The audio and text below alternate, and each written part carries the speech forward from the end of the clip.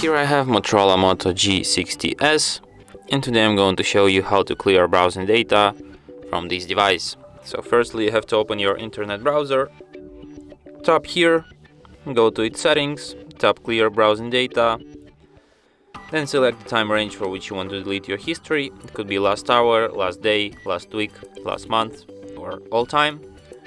Then select data types which you want to delete. It could be browsing history, cookies inside data, cached images and files, and then just tap clear data and confirm it, and the history will be cleared. And that's it. Thanks for watching. If you find this tutorial useful, don't forget to hit that like button and subscribe to our channel.